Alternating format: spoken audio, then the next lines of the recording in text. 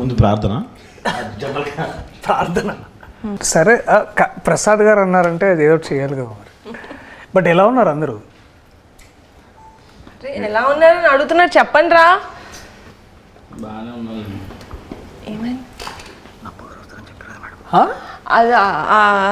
అదే మీ darling cinema చాలా మంచి హిట్ అయింది. అదే థ్యాంక్ యూ. నభా కూడా వస్తారని చెప్పారు. ఆహా, అందుకే మిమ్మల్ని ఎక్స్పెక్ట్ చేయలేదు అన్న, నా గారిని ఎక్స్పెక్ట్ చేసాం. బట్ సర్ప్రైజ్ మాకు నిజంగా. వెళ్ళిపోమంటే వెరీ గుడ్ సర్ప్రైజ్. అదే thanks for covering. Thank you so much. Thank you.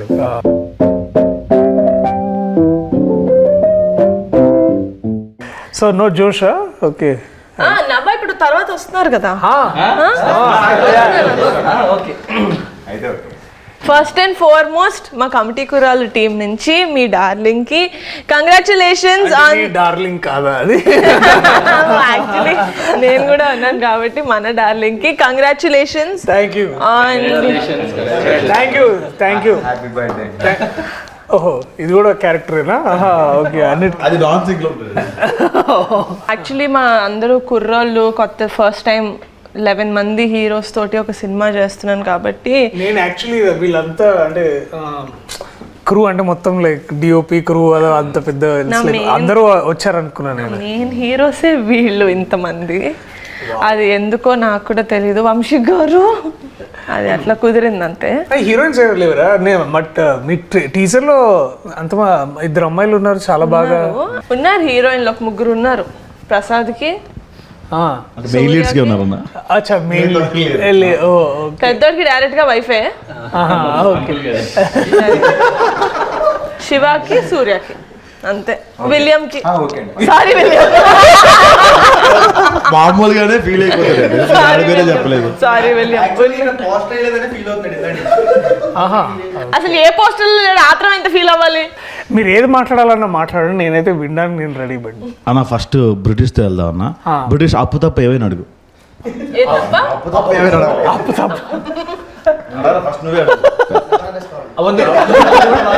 అక్క వస్తుంది, వెయిట్ చేయండి.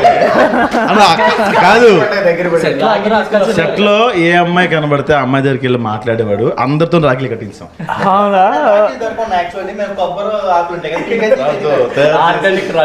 ఎవరు మీ ప్రొడక్షన్ డిజైనర్?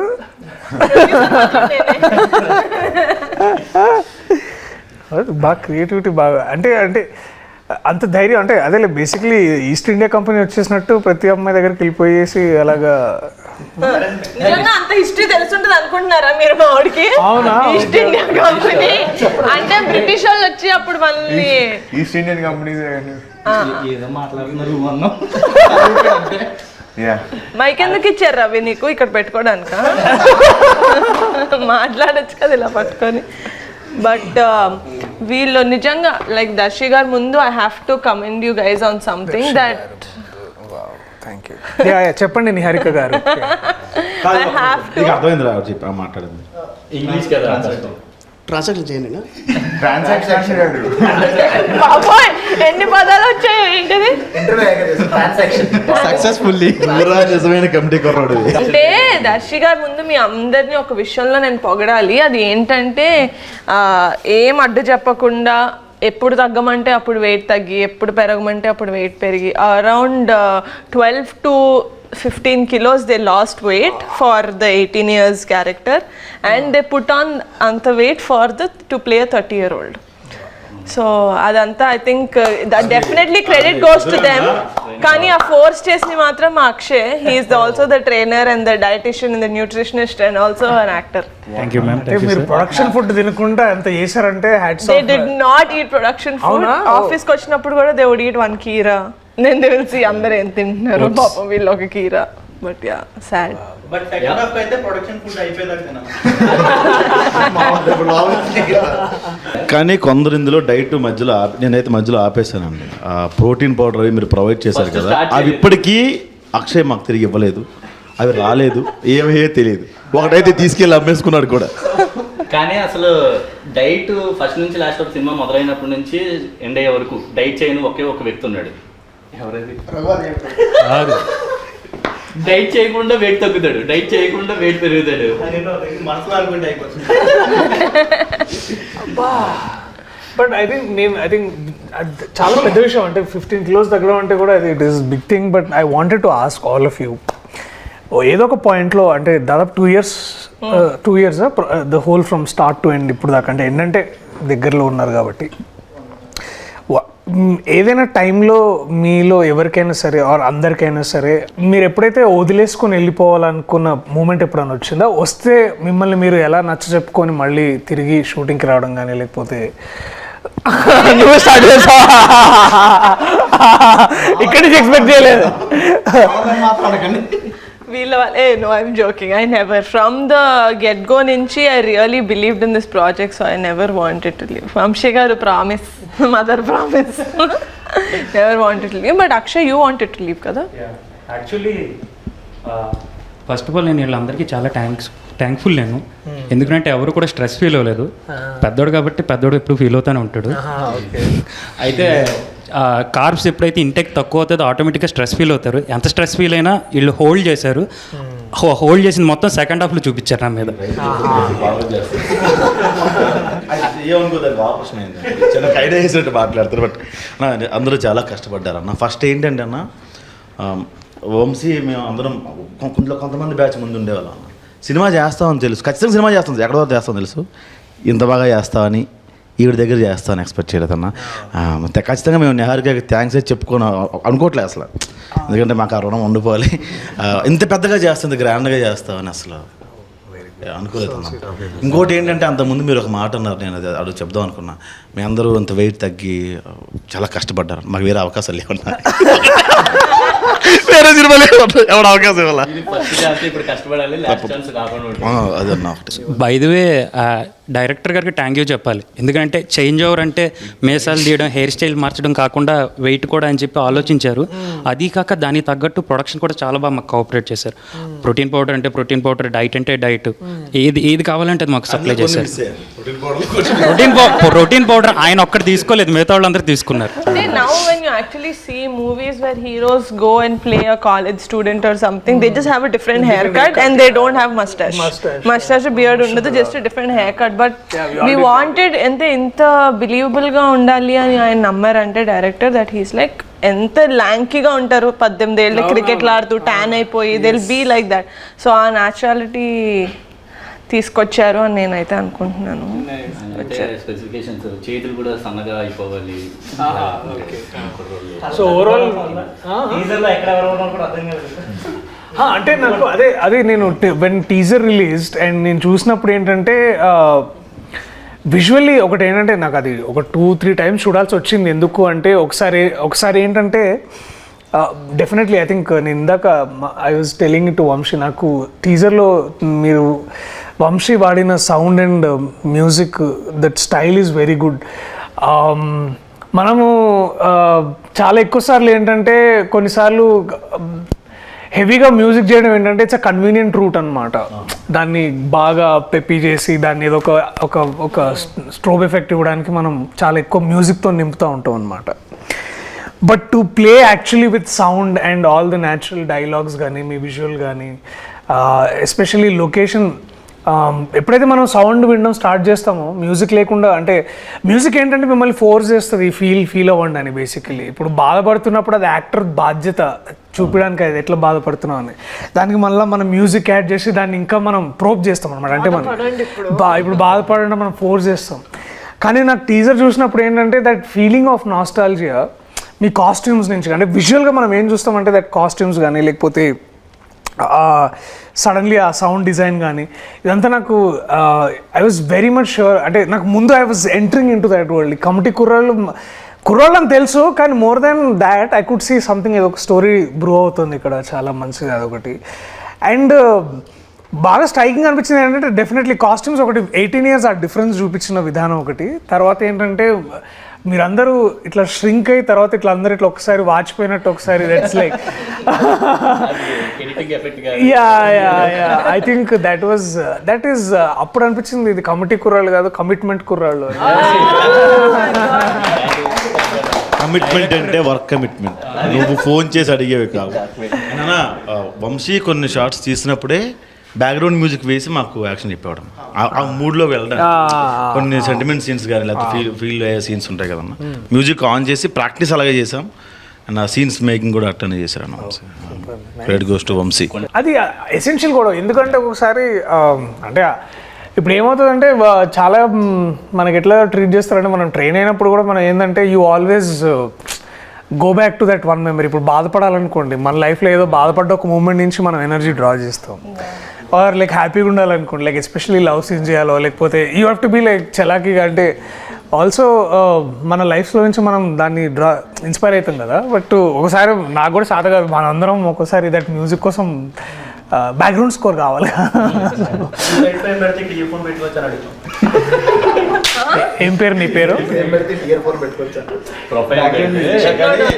చిన్నోడా? ఓకే. ఒక కవిత కూడా రాసాడు.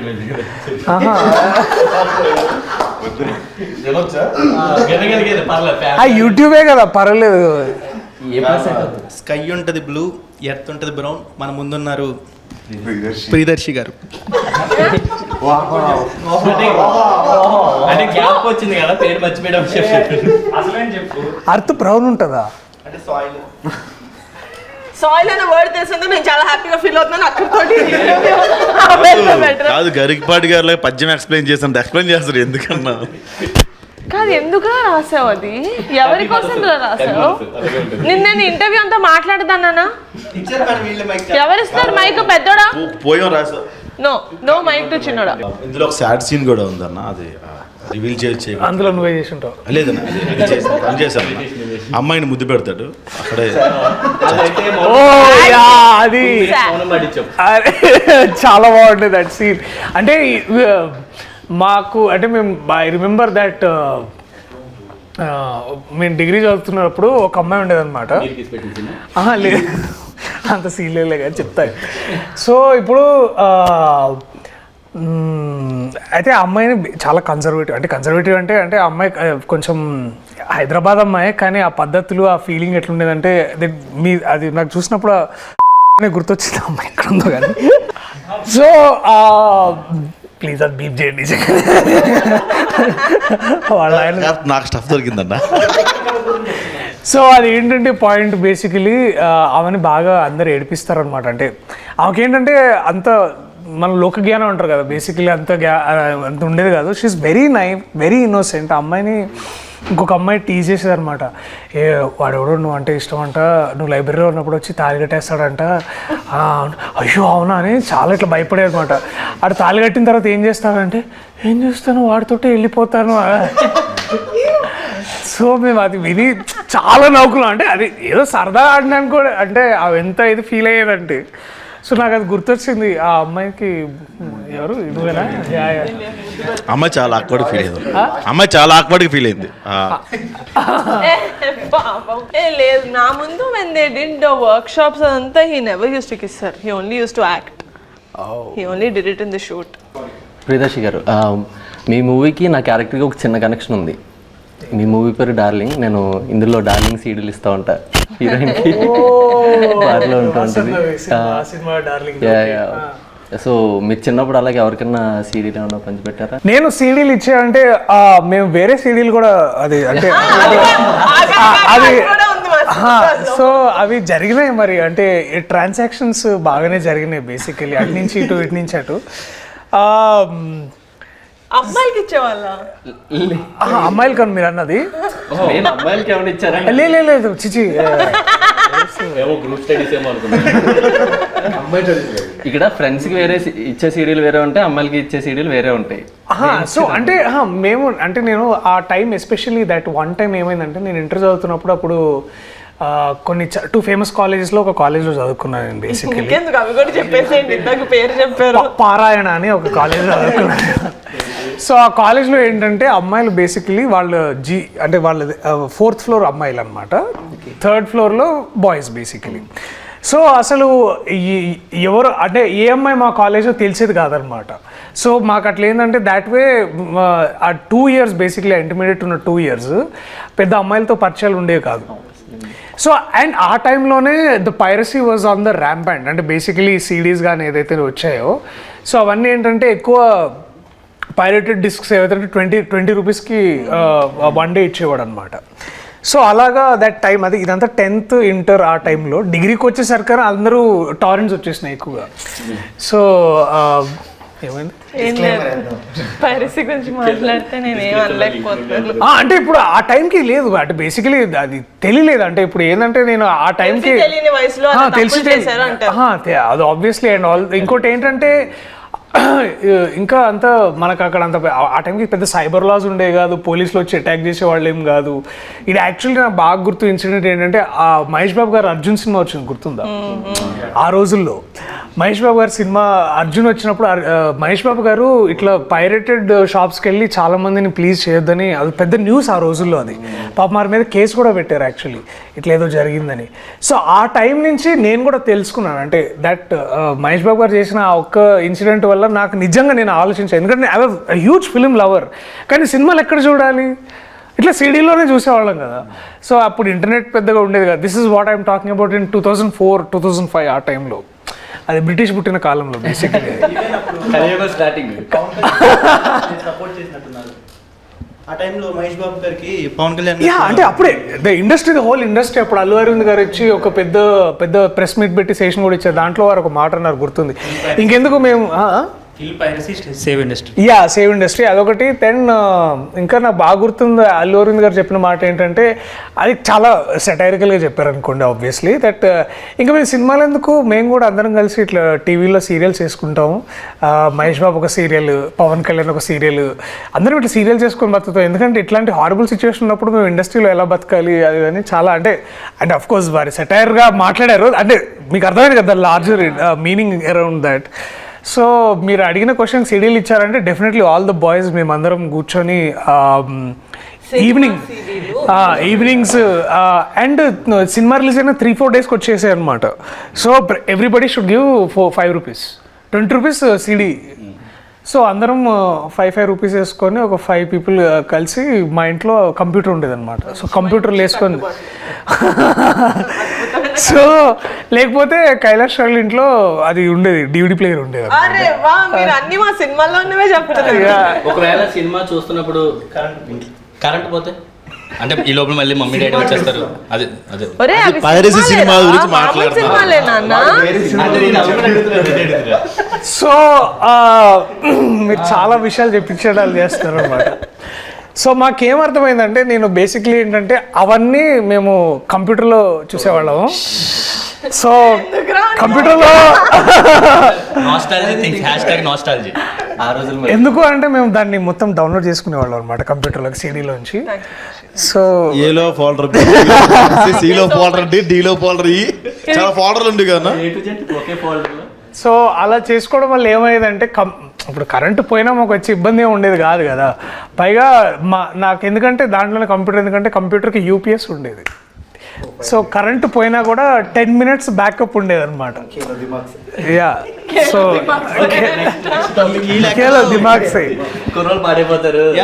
But I know as much as అంటే ఇప్పుడు అందరం మాట్లాడుకుంటున్నాం, యాజ్ మచ్ యాజ్ ఇప్పుడు ఇన్నేళ్ల తర్వాత ఐ రిగ్రెట్ అంటే అలా చూసుండకూడదేమో కానీ, బట్ ఒక విధంగా అది నాకు దాంట్లో నుంచి నేను చాలా మంచిగా నేర్చుకున్నాను. మంచిగా అంటే ఇవాళ నేను మీరు డిస్క్లైమర్ లాస్ట్లో ఇస్తారు, ఫస్ట్లో ఏమట్లా. సరేలే ఇప్పుడే ఇగో వంశీ అది ఇటుది అటేసి అటు ఇటుదేసి. అలా నా వైపు నుంచి ఒక క్వశ్చన్ అన్న, కమిటీ కుర్రాళ్ళు అంటే మీకు ఐడియా ఉందన్న? ముఠా, మా ఊర్లో ముఠా కుర్రాళ్ళు, ముఠా అలాంటి ముఠాల్లో మీరు ఎప్పుడైనా కమిటీ మీన్స్ ఇప్పుడు కమిటీ, ఆ కమిటీలో ఉండేవాడిని చిన్నప్పుడు. చందాలకి వెళ్ళేవాళ్ళము. తర్వాత డెకరేషన్స్, మండపం పెట్టగానే ఫస్ట్ మన సాంబ్రాణి వేసి మొత్తం పొగ వేసేది. తర్వాత డొనేషన్స్ వచ్చినాయి అన్ని బాక్స్లో పెట్టి, ప్రసాదం ఆబ్వియస్లీ ప్రసాదం, అండ్ ముందు దాన్నే మేము కొంచెం సైడ్ చేసి అంటే అందరికి పెట్టిన తర్వాత. అండ్ డెఫినెట్లీ మేము బాగా కమిటీగా మేము అందరం బాగా ఎదురు చూసేది ఏంటంటే నిమజ్జనం కోసమే, ఎందుకంటే that is the best way of fun అనమాట. అండ్ అందరం డ్యాన్స్ చేయడం, I think that was the best. చందానగర్లో నాకు బాగా ఉన్న మెమరీస్ అంటే అది కమిటీ. అవునా? మొత్తం బ్యాక్ సైడ్ ఉంటాను. Yeah yeah. డాన్స్ ఎక్కడ వేయకూడదు అనుకున్నాము, కానీ మా ఎలక్షన్ సాంగ్ లో డాన్స్ వేయించాల్సి వచ్చింది కాబట్టి ఇంకా ఎలక్షన్ సాంగ్ ఓకే. సో గట్టిగా చెప్తున్నానండి. అంటే 99% నిజంగా ఎలక్షన్ సాంగ్ లో అందరూ బాగా డాన్స్ చేశారని మనస్ఫూర్తిగా ఒప్పుకుంటున్నారా కదా? మరి అదే కదా మరి అదే నేను చెప్పాను. Election songs. నాకు కొంచెం వాడిది మిషన్ కుట్టే స్టెప్ ఒకటి ఫేమస్ అనమాట. ఓ ప్రసాద్ చిన్నోడిది. చిన్నోడా? Okay okay. నాకు స్టోరీ విన్నప్పుడు నాకు కూడా కొంచెం న్యూగా ఉండింది, ఎందుకంటే నేను హైదరాబాద్లో పుట్టా. నాకు ఆంధ్ర అటు సైడ్ అంత అమ్మ వాళ్ళు అటు నుంచి వచ్చారని తెలుసు, కానీ నాకు ఆ భాష కూడా అంత ఫాస్ట్గా గ్రాస్ప్ చేయలేను. ఆ రోజులు మళ్ళీ రావులో సగం things I genuinely don't relate to, because I'm not from, నేను అంటే ఊళ్ళలో పెరగలేదు కదా హైదరాబాద్లో. ఇదేదో చేస్తారు కదా ఆకుతోటి, రాకెట్ చేసేది, టేప్ వేసేది, ఆ మంట వచ్చేది. నో భూమి శకలకైనో. ఓ అదేనా? అయితే తెలీదు. నీకు తాటి తోటలు తప్ప అస్సలు లేదు, అదేం తెలీదు. But when I see so many people relating to it when they called me, when నా ఫ్రెండ్సే చుట్టూ కూర్చున్న వాళ్ళు, my friend also is like అరే నిజంగానే ముద్దు పెడితే కడుపు వచ్చేసి అనుకున్నాడు అండి నేను చిన్నప్పుడు నా గర్ల్ ఫ్రెండ్కి ముద్దు పెట్టినప్పుడు అన్నప్పుడు I felt very happy that okay we're doing a film that a lot of people are going to connect to. And ఆ మ్యూజిక్ కూడా killer music. I think Karthik did a fantastic job. ఆ పాట పాడిన కార్తిక్ చాలా బాగా పాడాడు. నాకైతే personal favourite is of course నాకు ప్రేమ గారడి చాలా ఇష్టం. ఆ రోజుల్లో ఈజ్ మై సెకండ్ ఫేవరెట్. ప్రేమ గారడి నాకు చాలా బాగా నచ్చింది. నాకు మీరు మా టీజర్ చూసుంటే అందులో ఒక ఫ్లేమ్ సీన్ ఉంటుంది. Flames, oh my god. So it's actually one of my favourite scenes from the movie. నేను పర్సనల్ లెవెల్లో కూడా చాలా రిలేట్ చేసుకున్నా. చిన్నప్పుడు మాకు నచ్చిన వాళ్ళు ఎవరైనా ఫ్రెండ్స్లో కూడా ఎస్ వచ్చినా ఈ వచ్చినా వాళ్ళకి లైట్ తీసుకున్నారు. సో మీ డేస్లో కానీ మీ గ్యాంగ్ కానీ how relatable was it to you? I think the childhood is incomplete without flames అనుకుంటా. ఎందుకంటే ఫ్లేమ్స్ నేను definitely we all did flames. నేను ఇందాక I was also mentioning to Vamshi, every నోట్బుక్లో ఎవ్రీ పీరియడ్లో ఫ్లేమ్స్ వేసే టైం ఏంటంటే బ్యాక్ సైడ్లో బేసికలీ మనం బుక్ బ్యాక్ సైడ్ చేస్తాం కదా, ఆల్ రఫ్ వర్క్ అట్లాంటి పిచ్చి పిచ్చి అన్ని డ్రాయింగ్స్. సో ఆల్మోస్ట్ 3 to 4 బుక్స్లో బ్యాక్లో ఒక 3 to 4 పేపర్స్ ఫ్లేమ్సే ఉంటుండే అనమాట. సో ఈ అండ్ ఆబ్వియస్లీ ఏంటంటే మనకు అప్పుడు చిన్నప్పుడు మనం చదువుకున్నప్పుడు 8th A అంటే 5th B 5th C.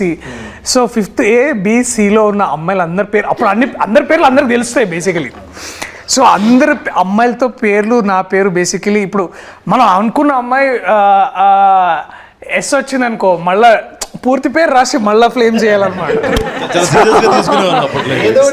Yeah అమ్మాయి పేరు పూర్తిగా ఓకే అరే ప్రియదర్శితో వస్తలేదురా, ప్రియదర్శి పులికొండతోటి మొత్తం చేద్దాంరా. సో ఇట్లా యా ప్రసన్న అని ఒక అమ్మాయి ఉంటుండే అనమాట. అమ్మాయితో ఒకసారి నాకు ఎస్ అని వచ్చింది, నేను చాలా ఫీల్ అయినా. మొత్తం అమ్మాయి పేరు మొత్తం వాళ్ళ ఇంటి పేరు మొత్తం ఏదో సారీ. సో ప్రసన్న అమ్మాయి పేరు. సో మొత్తం పేరు వేస్తే ఐ థింక్ ఎఫ్ అని వచ్చింది, ఫ్రెండ్ అని వచ్చింది బేసికలీ. అయితే ఓకే. హైలైట్ ఏంటంటే ఇద్దరు ఆ టైంలో ఏంటంటే బాయ్స్లో కొంతమంది గొడవ పడుతున్నప్పుడు వాడికి నాకు ఫ్లేమ్స్ చేస్తే ఐ థింక్ మన ఫ్లేమ్స్ జాతకం అంటుండే మేము. అరే ఫ్లేమ్స్ జాతకంలో నువ్వు ఆడు ఎనిమి అనుకుంటారా అని అట్లా ఫీల్ అయ్యి మళ్ళీ వాడికి నాకేముందని దానికి కూడా బాయ్స్ కూడా ఫ్లేమ్ చేసేవాళ్ళం. Girls also we did it. And నా బెస్ట్ ఫ్రెండ్ కి నాకు ఇట్లా ఎనిమీస్ అని వస్తే నేను చాలా ఒఫెండ్ అయిపోతుండే. ఏంటి ఫ్యూచర్ లో ఏమైనా మోసం చేస్తుందని అనుకుంటున్నాను. అండ్ ఇంకొకటి ఉంటుండే 4 cups అని ఒక గేమ్ ఉంటుండే, గుర్తుందా? ఇట్లా పర్సెంటేజ్ చేసేవాళ్ళు. సో అది ఒకటి. తర్వాత ఐ థింక్ ఇవన్నీ చాలా చాలా చేసినాం. I think flames is like integral part of our childhood. And I think I remember even 10th దాకా కూడా చేసినాం అనుకుంటా కొన్నిసార్లు. ఎందుకంటే 10thలో అప్పుడప్పుడు ఇట్లా క్రష్ స్టార్ట్ అవుతుండే కదా మనకి. ఇట్లా 2 years బ్యాక్ చేసా ఎవరికి చెప్పావు? మా ఫ్రెండ్స్ ఇద్దరికి 2 years బ్యాక్ చేసా నేను ఫ్లేమ్స్. మా ఫ్రెండ్స్ ఇద్దరికి. వాళ్ళకా నాకు ఎందుకు అది నువ్వు ఏ అనుకుంటా. ఏ అంటే ఏంటి? అరేంజ్ మ్యారేజ్ ఏంట్రా ఎఫెక్షన్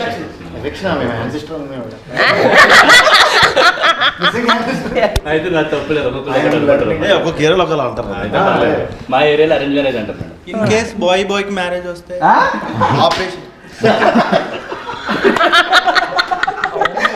చెప్పానా వాడికి మైక్ ఇవ్వద్దని మళ్ళీ వాడికి మైక్.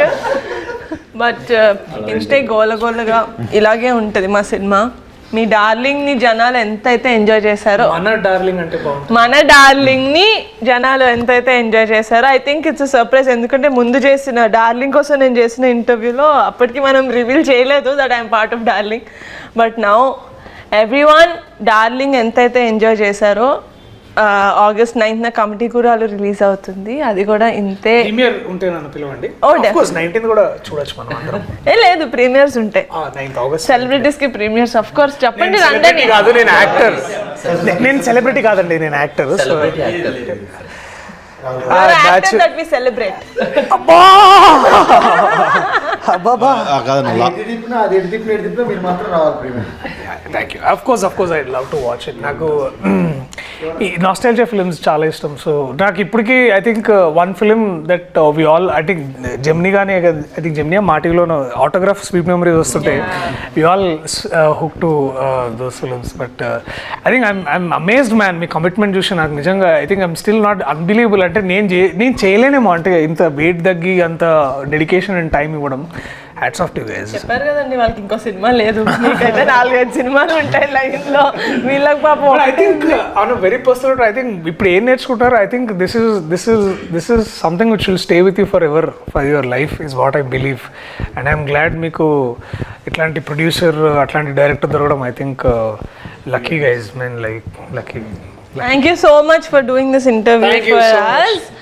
So August 9th కాదు August 8th ప్రీమియర్ కి మిమ్మల్ని పిలుస్తాం. So please do come and thank you so much for doing this for us. Thank you guys, thank you so much. Nabha వస్తుందిరా, వస్తుంది. నా నబ్బా రాదా? నబ్బా రాదండి. ఏదేది నానబా అన్నాడు వాడు ఇప్పుడే. మాటతో రెండు చేతులు జేబులో పెట్టుకొని వెళ్ళిపోతాం. పదండి. Bye boys. Thank you so much. All the very thank you so much. నేను కూడా వెళ్ళి బుక్ రాసుకోవాలి. ఏంటిది నా సౌండ్ ఏదో ఒకటి అన్నా కదా.